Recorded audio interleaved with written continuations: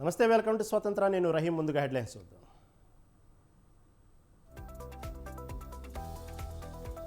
సంక్షేమాన్ని అడ్డుకునేందుకు 3 పార్టీలు ఏకమయ్యాయి. చంద్రబాబుకు ఓటు వేస్తే పథకాలు ఆగుతాయన్న జగన్.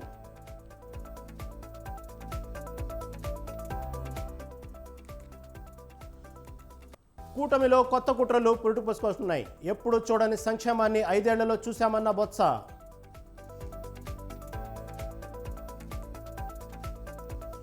పార్లమెంట్ ఎన్నికల తర్వాత బీఆర్ఎస్ ఉండదు. కేసీఆర్ తీహారు జైలు బాట పట్టాలన్న కోమటిరెడ్డి.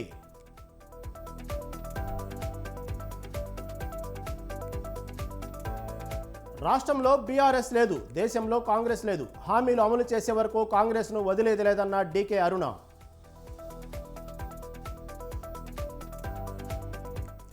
దేశంలో ఫిరాయింపులకు మూలం కాంగ్రెసే.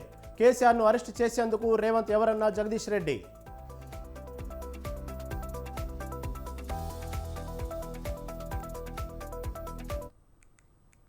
గతంలో ఎప్పుడు చూడని సంక్షేమం ఈ 5 ఏళ్లలో చూశామన్నారు మంత్రి బొత్స సత్యనారాయణ. పార్టీలో పదవులు, అధికారం అనుభవించిన వాళ్ళు పార్టీ నుంచి పోతే వాళ్లను తలదన్నే వాళ్ళు వస్తారన్నారు.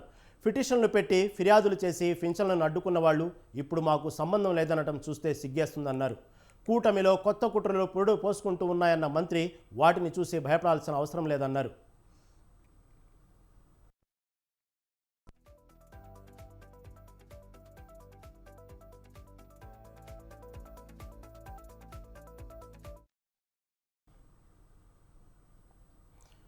విజయవాడ వెస్ట్ బీజేపీ అభ్యర్థి సుజనా చౌదరిపై ఘాటు వ్యాఖ్యలు చేశారు ఎంపీ కేశినేని నాని. సుజనా చౌదరి ఓ స్కామ్స్కట్ అని ఆయన మండిపడ్డారు. స్కామ్స్టర్లు విజయవాడ వచ్చి దోచుకుంటామంటే ప్రజలు ఊరుకోరన్నారు. సుజనా చౌదరి బ్యాంకు దోపిడీలు, కేసుల గురించి తనకు బాగా తెలుసన్నారు. కేంద్ర మంత్రిగా పనిచేసిన సుజన విజయవాడకు చేసిందేమీ లేదని చెప్పారు. చంద్రబాబు నిర్లక్ష్యం వల్లే విజయవాడ అభివృద్ధి జరగలేదని కేశినేని నాని ఆరోపించారు.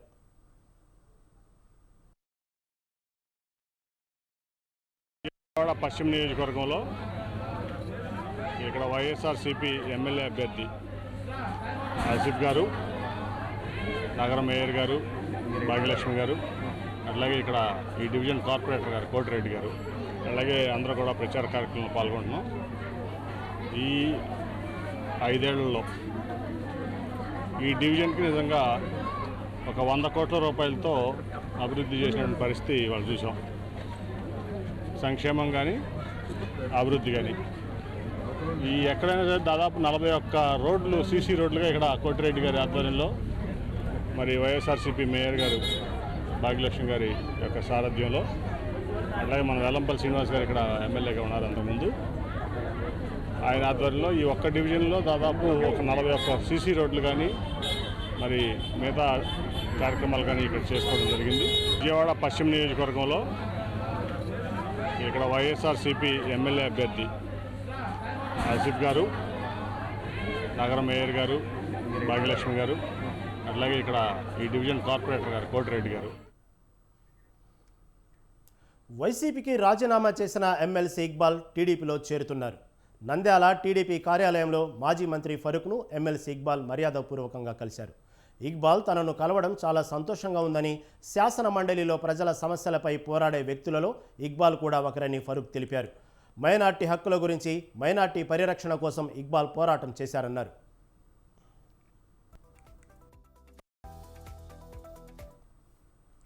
సీఎం జగన్ మైనార్టీల ద్రోహి అని, ప్రభుత్వంలో వ్యవస్థలు నిర్వీర్యం చేస్తున్నారని ఎమ్మెల్సీ ఇక్బాల్ విమర్శించారు.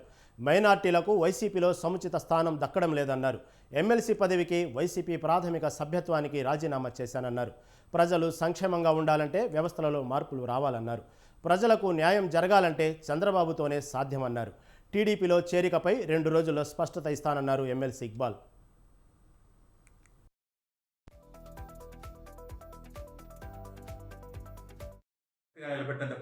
నిలబెట్టనందుకు కాదు, మీరు తొలగించినప్పుడు అమర్యాదకరంగా నాకు చెప్పకుండానే ఒక వ్యక్తిని పిలిపించి ఇంకా చెప్పకనే నువ్వు వెళ్ళిపో అని చెప్పడం, ఒక అధికారిగా మైనారిటీ కమిషనర్గా సెక్రటరీగా పనిచేసి తర్వాత వక్ఫ్ బోర్డ్ స్పెషల్ ఆఫీసర్ పనిచేసి నా నుంచి ఒక మైనారిటీ కోసం ఏం చేయాలి అన్నది ఆయన వాళ్ళు చేయకపోవడం, ఏదో పరదాల చాటులు ఉండడం కాదు. మా కొత్త లేదు అంటూనే ఏ విధంగా పొత్తులతో నడిపిస్తున్నారు, ఏ విధంగా అని ప్రజలు ఎవరు మైనారిటీ నమ్మే స్థితిలో లేరు. నేను కూడా ఐఎమ్ నాట్ కన్విన్స్డ్. మైనారిటీ హక్కుల పరిరక్షణకు, వాళ్ళ సంక్షేమం కోసం పరిణతి చెందిన నాయకుడు, రాజనీతిజ్ఞుడు, అపార అనుభవం ఉన్న చంద్రబాబు నాయుడు గారి లాంటి ఒక నాయకుడి దగ్గర చేరితే మంచిది. ఆయన అనుభవం స్టేట్కి మంచిది, వ్యవస్థలు బాగుపడతాయి అనే ఉద్దేశంతో నేను తెలుగుదేశం పార్టీలో 2-3 రోజులు చేరబోతున్నాను. నన్ను హిందూపురంలో అభ్యర్థిగా నిలబెట్టిన పొత్తులో భాగంగా చిత్తూరు జిల్లా తమ్మెళ్లపల్లె టికెట్ తనకు ఇవ్వాలని కూటమి పార్టీల అధిష్టానాలను కోరుతున్నారు టీడీపీ నేత కొండా నరేంద్ర. కొత్తకోటలో సుమారు 15,000 మందితో ఆయన ఆత్మీయ సమావేశం నిర్వహించారు. రానున్న సార్వత్రిక ఎన్నికల్లో తాను పోటీ చేస్తున్నానని, అత్యధిక మెజార్టీతో గెలిపించాలని ఆయన అభ్యర్థించారు.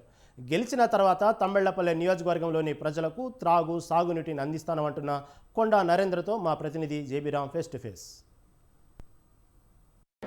కొండా కుటుంబం అంటే తమ్మల్లపల్లి నియోజకవర్గంలో కావచ్చు, చిత్తూరు జిల్లాలో కావచ్చు, తెలియని వారంటే లేరంటే అతిశయోక్తి లేదు. అంటే తమ్మల్లపల్లి నియోజకవర్గ ప్రజలకు ఏమి అందించబోతున్నారు అనేటువంటిది ఆయన అడిగి తెలుసుకునేటువంటి ప్రయత్నం అయితే మనం చేద్దాం. అన్న నమస్తేనా, బాగున్నారా? కంగ్రాట్స్ అన్న, బాగున్నానన్న. ఇక్కడ కొండా ఫ్యామిలీ అంటే తమ్మల్లపల్లి నియోజకవర్గంలో తెలియని వారంటూ ఎవరు ఉండరు. మొదటి నుంచి కూడా మీ యొక్క కుటుంబం అందరికీ కూడా చేదోడు వాదోడుగానే ఉంటుంది. మీరు పూర్తిగా ఇటు బిజినెస్లో ఉన్నటువంటి మీరు రాజకీయాలకు రావడానికి ప్రధాన కారణం ఏమంటారు? ఈ యొక్క ప్రజలకి మీరు ఏమి అందివ్వబోతున్నారన్న? మా కొండావారి కుటుంబం ఈ తమ్మళ్ళపల్లిలో, ఈ ప్రాంతాల్లో కొన్ని వందల సంవత్సరాల నుంచి మేము ఉన్నవాళ్ళం. ప్రజలతో మమేకమై కలిసి పనిచేసే కుటుంబం మాది.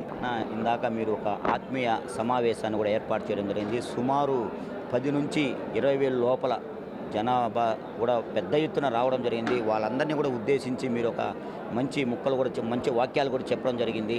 అందరూ కూడా చాలా హర్షాతిరేకాలతో మీరు చెప్పినటువంటి మాటలన్నింటిని కూడా స్వాగతించారు. అంటే ఈ యొక్క ప్రజలకు మీరు ఏం చేయదలుచుకుంటారు? మా ప్రాంతం 100% రైతులతో కూడిన ప్రాంతం. మా ప్రాంతం రాళ్ళు, రప్పలు, కొండలు, గుట్టలు ఉన్న ప్రాంతం. తాగునీటికే కష్టాలు పడుతున్న వాళ్ళం. కాబట్టి మా సమస్యలను మేమే పరిష్కరించుకోవాలి. ఏపీలో ఎన్నికల నగారా కూడా మోగింది. మొత్తం కూడా కూటమికి సంబంధించి అభ్యర్థులు కావచ్చు, అదేవిధంగా వైఎస్ఆర్ కాంగ్రెస్ పార్టీకి సంబంధించినటువంటి అభ్యర్థులు కావచ్చు, మొత్తం కూడా ఖరారైపోయారు. ప్రత్యేకించి మనం తమ్మల్లపల్లిలో కూడా చూసుకుంటే కూటమి అభ్యర్థిని పలానా ఇక్కడ ఈ యొక్క నియోజకవర్గానికి టీడీపీ తరఫున ఒకతను అనౌన్స్ చేయడం జరిగింది. అదేవిధంగా వైఎస్ఆర్ కాంగ్రెస్ పార్టీ తరఫున ఒక అభ్యర్థి ఉన్నారు. అంటే మీరు ఏ పార్టీ నుంచి వెళ్ళి జనాలకి సేవ చేయదలుచుకుంటున్నారు? ఈ మన ఆంధ్ర రాష్ట్రంలో ఒక మహాకూటమి అంటూ ఉండం. ఇక్కడ ప్రత్యేకించి సాగునీరు, తాగునీరు సమస్య చాలా విపరీతంగా ఉంది. ప్రజలంతా కూడా చాలా బాధతో ఉన్నారు. రైతులు ప్రత్యేకించి ఇబ్బందులు పడుతూ ఉన్నారు. కరువు ప్రాంతంగా కూడా ఇది పేరు ప్రఖ్యాతులు వచ్చింది. అంటే మీరు గెలిచిన తరువాత వీరికి ఏమి చేయబోతున్న హామీ ఏమైనా ఇవ్వబోతారా? తాగునీరు, సాగునీరు లేదని మీకు ఇందాకే చెప్పాను. కళ్ళ కట్టినట్టుగా కనిపిస్తూ ఉంది. ఇందాకే చెప్పాను, అన్నమయ్య జిల్లా కలెక్టరు కొన్ని పల్లెలకు వచ్చి సందర్శించినాడు 2 రోజుల క్రితం. న్యూస్ పేపర్లో కూడా వచ్చింది. మా పల్లెలు పడతామని మాకు నమ్మకం ఉంది. కాబట్టి తప్పకుండా మేము ఎన్నికల బరిలో ఉంటాం. కూటమి అభ్యర్థిగానే మేము నిలబడతాం. కొండా నరేంద్ర గారు ఒకటే చెప్తున్నారు, ఈ యొక్క నియోజకవర్గానికి సంబంధించినటువంటి నేను నా యొక్క ప్రజలకు సాగునీరు, తాగునీరు తెప్పించేంత వరకు నా యొక్క గళాన్ని అసెంబ్లీలో కూడా వినిపిస్తానంటున్నారు. దేశ విదేశాల్లో ఎన్నో కంపెనీలు ఉన్నా కూడా తన సొంత గ్రామంలో ఉన్నటువంటి వేలాది మంది, లక్షలాది మంది ప్రజలకు తాను సేవ చేసి తన యొక్క భాగ్యాన్ని ప్రతి ఒక్కరికి కూడా పంచుతాను. నా కుటుంబం కొన్ని వందల సంవత్సరాలు, వేల సంవత్సరాలుగా కూడా ఈ యొక్క ప్రజల్లో కూడా పూర్తిగా కూడా తన యొక్క సొంతం చేసుకుని గుండెల నిండా కూడా మా యొక్క కుటుంబాన్ని పూజిస్తున్నారు. అటువంటి వారికి సేవ చేసే భాగ్యాన్ని మహాకూటమి నాకు ప్రసాదించాలనేటువంటి కూడా కొండా నరేంద్ర గారు కోరుతున్నారు. కెమెరామెన్ లోకేష్తో జేజీరామ్, స్వతంత్ర టీవీ, తమ్మల్లపల్లి. ఇవి ఇప్పటివరకు అప్డేట్స్. మరిన్ని అప్డేట్స్ కోసం చూస్తూనే ఉండండి స్వతంత్ర.